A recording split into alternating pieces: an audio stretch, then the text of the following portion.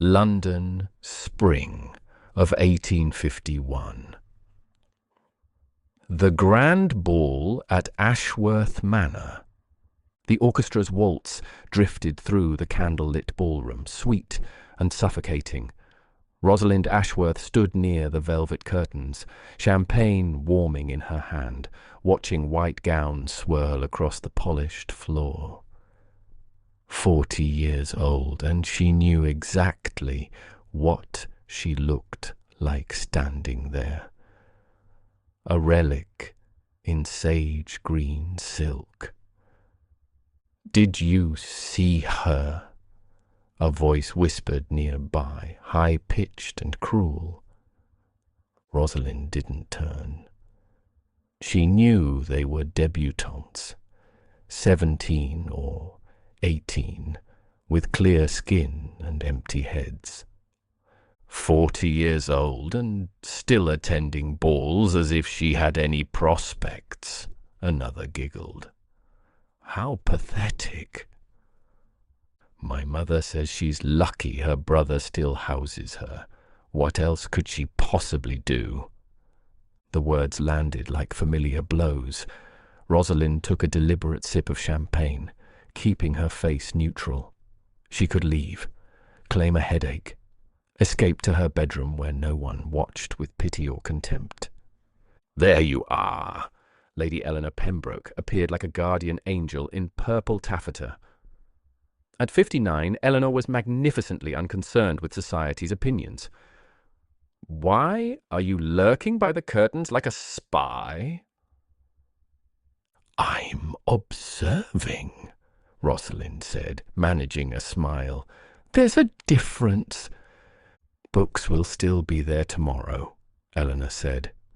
"Tonight, we have free champagne and the opportunity to watch Harriet make a fool of herself."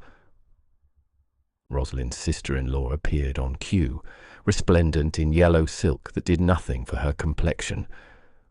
"Rosalind, must you stand about like furniture? You're making the family look odd." "Heaven forbid anyone look odd at a ball," Eleanor murmured sweetly. Before Harriet could respond, excitement rippled through the ballroom. Heads turned toward the entrance. "Good heavens!" someone whispered. "It's the Duke of Ravencrest." Maximilian Thornfield stood at the top of the stairs, surveying the room like a battlefield. 45, tall, with dark hair. Silvering at the temples, he had presence that made rooms feel smaller. His eyes scanned the ballroom with obvious boredom. Rosalind turned back toward the curtains, uninterested in watching another. "Is the ball that tedious, or have I arrived at precisely the wrong moment?" The voice was low, cultured, and entirely too close. Rosalind turned, startled, and found herself looking up at the Duke of Ravencrest. "Your Grace," she managed. "I saw you roll your eyes at that woman in the unfortunate yellow dress," he said, amusement flickering across his face. "Extraordinarily subtle, but I caught it." Heat flooded her cheeks. "I don't know what you mean." "Of course you don't." "My mistake entirely." His lips twitched. "Would you dance with me?" Rosalind actually laughed. "I beg your pardon?" "A dance." "It's customary at balls, I believe." "I know what a dance is, Your Grace." "Then you understand my request." This had to be a joke. Dukes didn't dance with 40-year-old spinsters. "Why?" The word escaped before she could stop it. Something flickered in his eyes. Because I've been to 17 balls this season, and you're the first person who's looked like they'd rather be anywhere else. I find that refreshing. That's hardly a reason. Isn't it? The alternative is dancing with yet another 18-year-old who giggles and can't sustain a conversation beyond the weather. Despite herself, Rosalind felt a smile. That's rather unkind, but accurate. The orchestra began a new waltz. Around them, the ballroom had gone quiet. Eyes watching, waiting. Everyone is staring, she said. Let them. His hand remained extended, steady. Unless you'd prefer to continue lurking? It was lurking that decided her. She placed her hand in his. One dance. He led her onto the floor. His hand at her waist was warm, confident. After a few moments, Rosalind relaxed enough to breathe. You dance well, he said. You sound surprised. I simply meant it as a compliment. I saw you at Lady Pemberton's dinner party 3 weeks ago. You were reading in the corner while everyone else was playing charades. She blinked. You noticed that? You were the only person in that tedious gathering who looked genuinely content. What were you reading? Mill's essay on liberty. His eyebrows rose. Controversial choice. Do you agree with his position on individual freedom versus societal control? And just like that, they were having an actual conversation. Real discussion about philosophy and politics. Rosalind found herself responding with genuine interest. You disagree, he observed. I think his framework is too simplistic. He doesn't adequately account for how individual choices affect collective well-being. Interesting. I hadn't considered that angle. The waltz ended too soon. Rosalind felt unexpected disappointment as the music slowed. Maximilian released her with obvious reluctance. Thank you, Lady Rosalind. That was the most enjoyable dance I've had in years. The pleasure was mine, Your Grace. He held her gaze longer than necessary, then walked away, leaving Rosalind acutely aware of every watching eye. Eleanor materialized beside her. Well? That was unexpected. It was one dance, Rosalind said, but her voice sounded strange. Darling, when the most eligible bachelor in England asks a woman to dance, it's never just one dance. Across the room, Maximilian's eyes found hers through the crowd, and he smiled. Something warm and dangerous unfurled in Rosalind's chest. Hope. 3 days later, the butler announced, "The Duke of Ravencrest to see Lady Rosalind." Rosalind's paintbrush clattered onto the table. I beg your pardon. Maximilian entered, looking entirely too comfortable in her brother's modest morning room. Lady Rosalind, I hope I'm not intruding. I was in the neighbourhood. I wondered if you might enjoy a drive through Hyde Park. With appropriate chaperones, naturally. Harriet appeared instantly. "Your Grace!" "What an honour." "I was hoping Lady Eleanor might join us as well," Maximilian interrupted smoothly. Harriet's face fell. "Of course." An hour later, Rosalind sat in his carriage across from Eleanor, trying to appear composed while her stomach performed acrobatics. "What are you reading currently?" Maximilian asked. "Bronte. Jane Eyre. For the third time, I'm afraid." His eyes lit. "The governess who refuses to be diminished. I can see the appeal." "You've read it?" "Twice. My late wife thought it scandalous." There was an odd note in his voice. Not grief, something more complicated. Eleanor gestured toward a bench. "That looks comfortable. These new shoes are torture." She climbed out and settled with a satisfied sigh, immediately closing her eyes. "Don't mind me. Just an old woman taking a nap." Maximilian's lips twitched. "I believe we've been outmaneuvered." The carriage suddenly felt very small, very intimate. "I've offended you," he said quietly. "Coming without warning. It was presumptuous." "No, I'm just confused." "About?" She gestured helplessly. "This. You.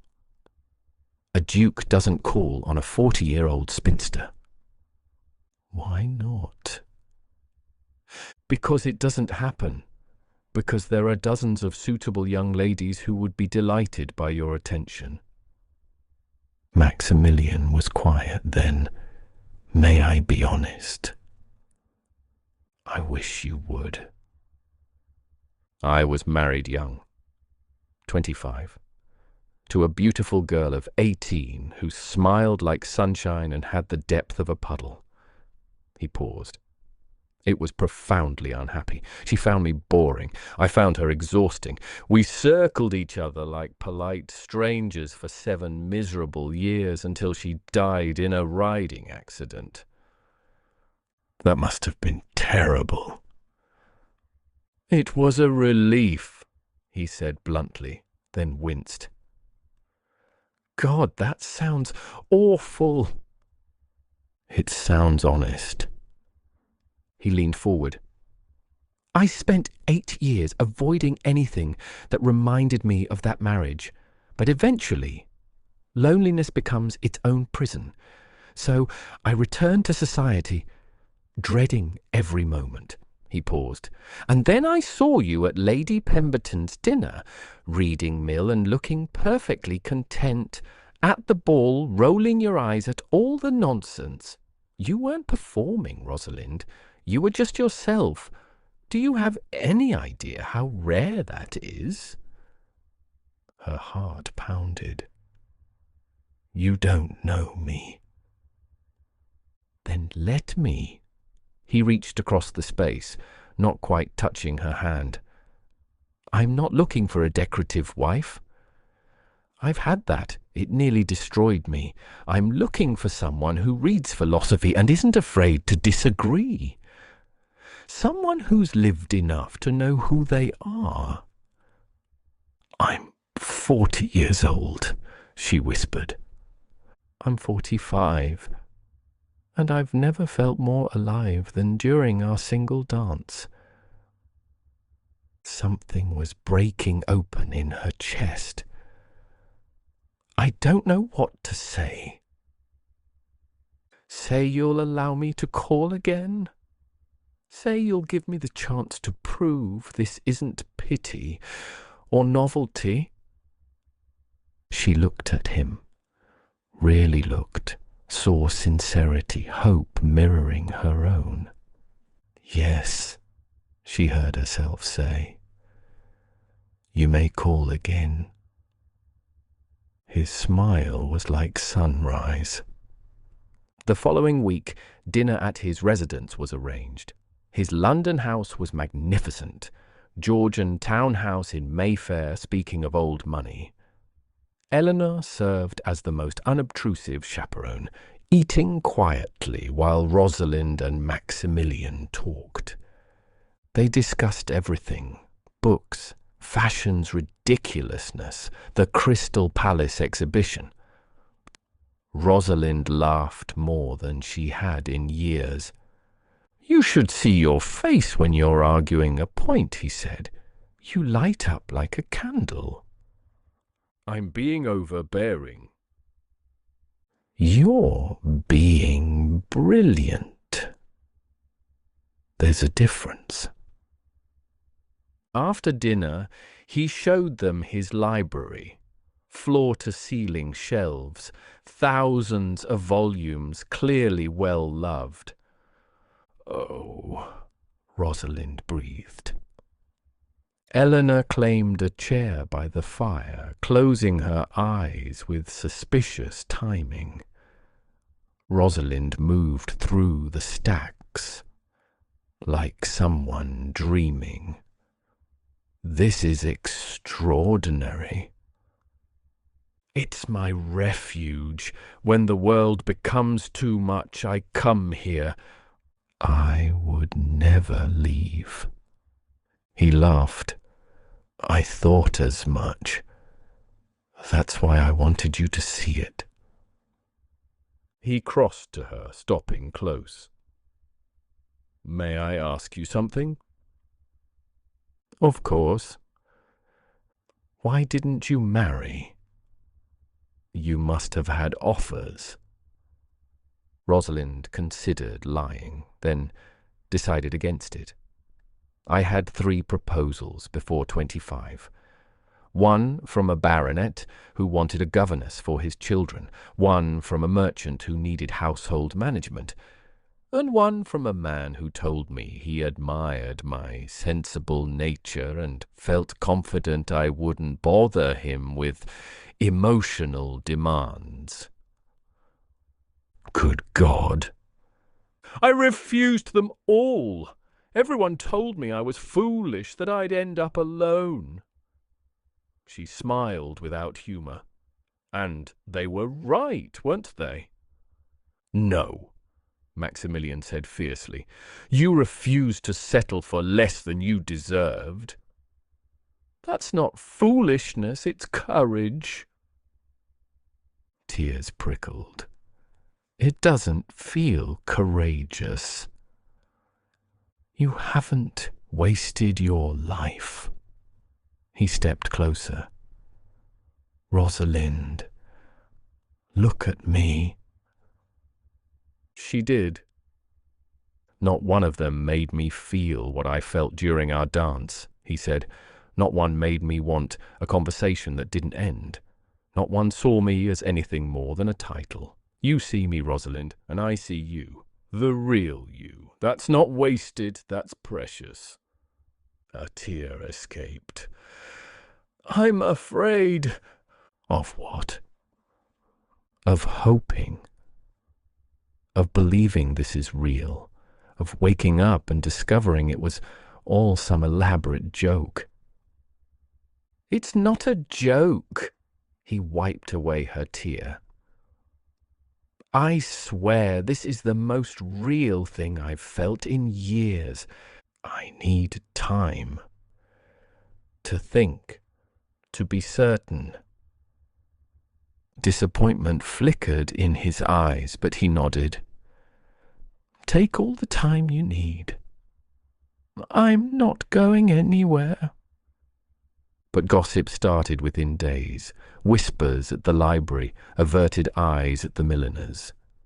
The Tun buzzed about the Duke and his peculiar interest in the Ashworth spinster.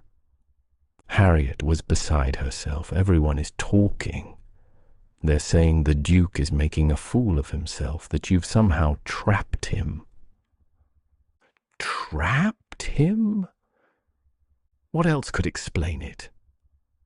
"You're 40 years old, Rosalind. No fortune, no exceptional beauty, no connections. There must be some explanation beyond genuine affection. That would be absurd. Each word landed like a blade. Perhaps he simply enjoys my company. Harriet laughed, brittle and ugly. Don't be naive. Men like him don't pursue women like you unless there's an ulterior motive. Perhaps it's charitable. Pity for the poor spinster.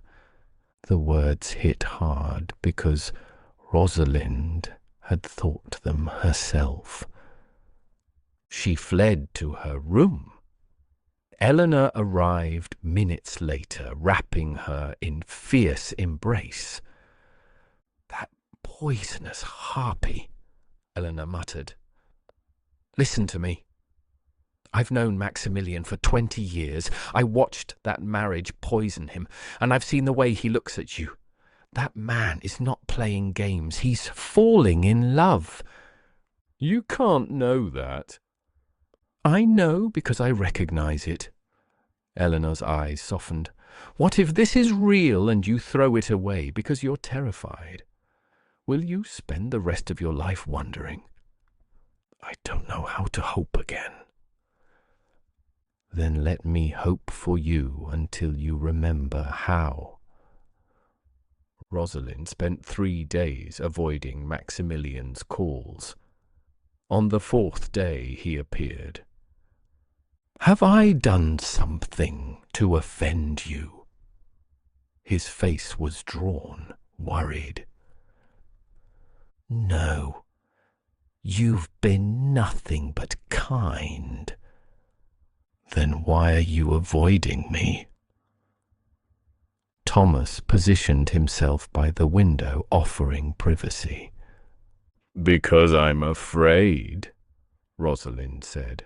Maximilian sat across from her. Of me? Of this. People are saying terrible things, that you're mad or being blackmailed or doing this out of pity. And part of me thinks they must be right. Stop. He stood, pacing. Do you think I pursued you out of pity? I don't know what to believe. He knelt before her, taking her hands. I'm 45 years old. I've had fortune and title since 18. I've been courted and flattered and lied to by countless people. I learned to trust no one. His hands tightened. And then I met you. You who didn't want anything from me. Who argued about philosophy and wasn't impressed by my title. Who looked at me like I was just a man. Do you know how rare that is? Tears slid down her face. I'm not looking for a decorative wife. I'm looking for a partner, an equal, someone who challenges me and understands me. His voice dropped. I'm looking for you. But I'm 40. I don't care about your age.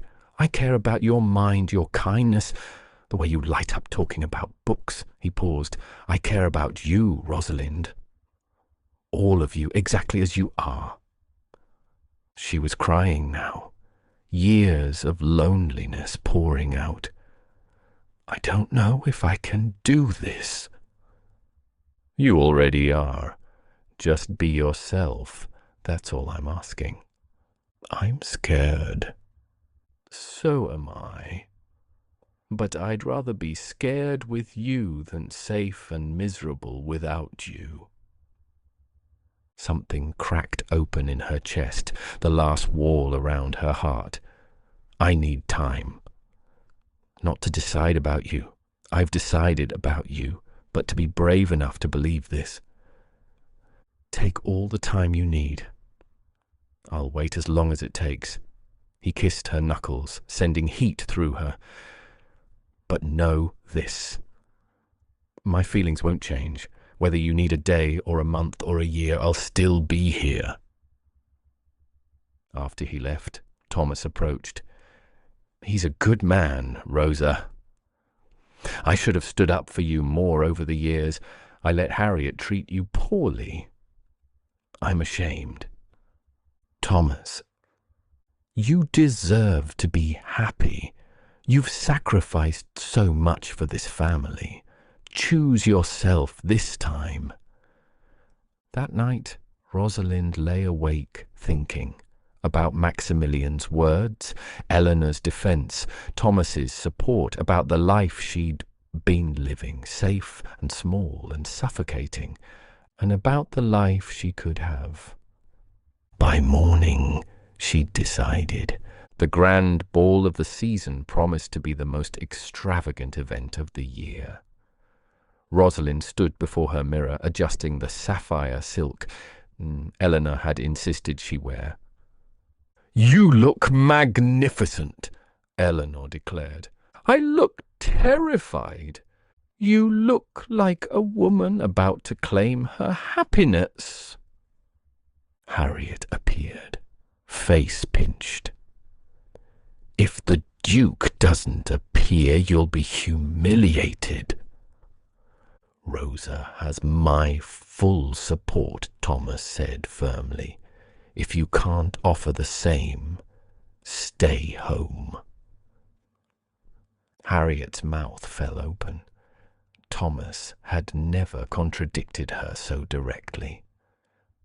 At the ball, Rosalind felt like she moved through a dream. Thousands of candles, banks of flowers, orchestra that could make stone weep, and everywhere eyes watching, waiting. The clock struck 9, then past. Hope curdled into disappointment. Perhaps Harriet was right. The orchestra stumbled. Conversations faltered, heads turned. Maximilian Thornfield stood at the entrance in full ducal regalia, medals, sash, everything. He looked like he was going to war. His eyes found Rosalind, and everything else fell away. He walked toward her, deliberate, purposeful, giving everyone time to watch. "Lady Rosalind," he said, his voice carrying in the silence. "Your Grace, I wonder if you might grant me the honor of this dance." "Yes." But he didn't lead her to the floor. He took her hand and raised his voice, addressing the entire ballroom. "Ladies and gentlemen, if I might have your attention."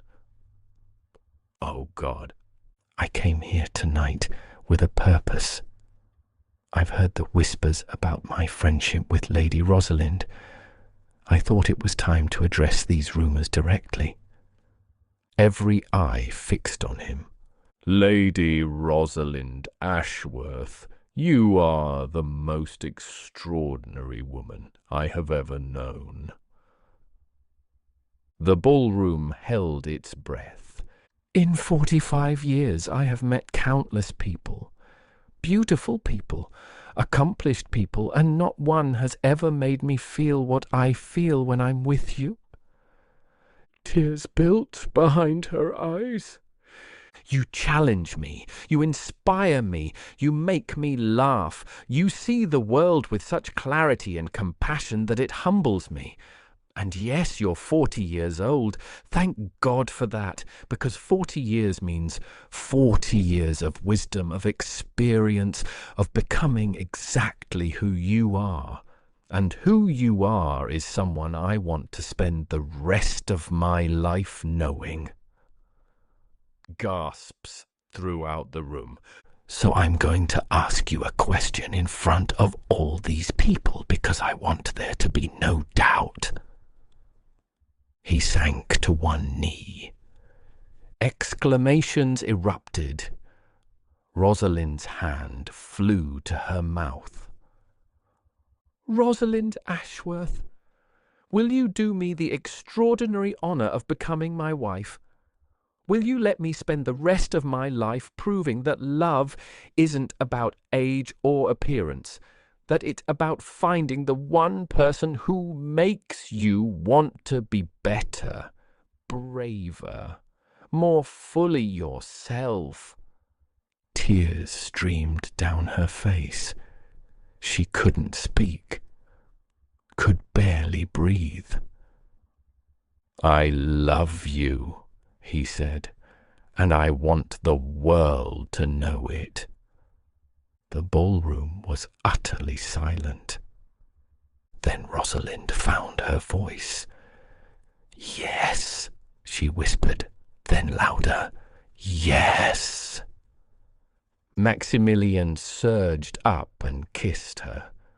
Right there, in front of everyone, scandalous and perfect. When they broke apart, the ballroom erupted in applause. Eleanor was crying, Thomas beaming, Harriet had vanished. Maximilian turned to the crowd. "And to those who whisper about age and propriety, perhaps it's time society learned that a woman's value doesn't expire at 25. That wisdom and depth and genuine connection matter more than youth and beauty." More applause. "Now," he said, turning back to Rosalind with a smile that made her knees weak, "I believe I was promised a dance." They moved through the waltz in a daze. "You're insane," she said, laughing and crying. "Probably. But I'm insane about you." Everyone saw that. That was the point. "No more doubts, Rosalind.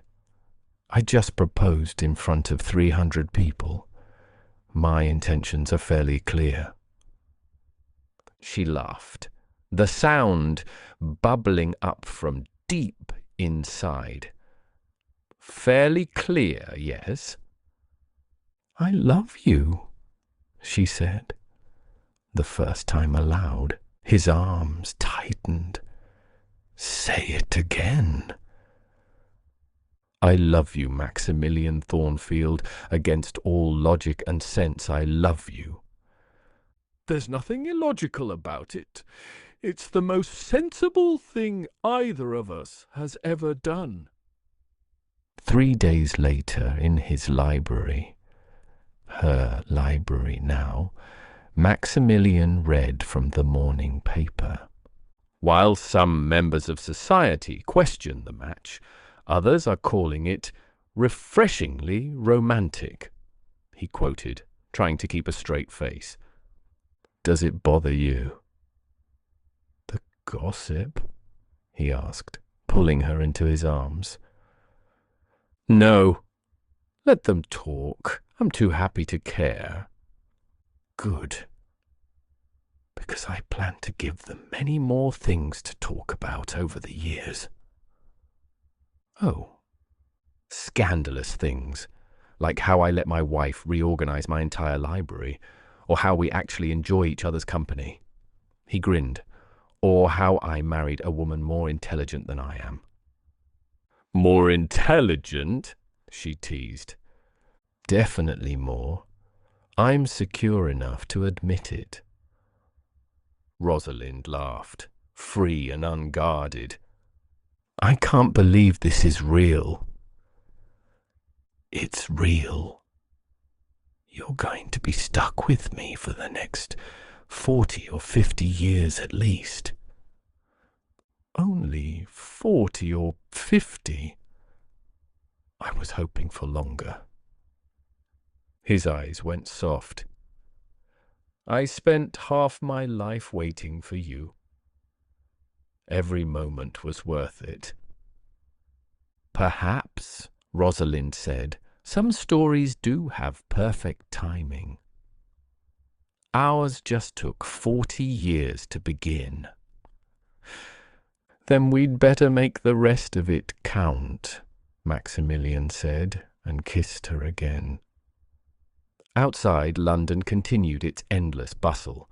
Society would gossip, then find new scandal.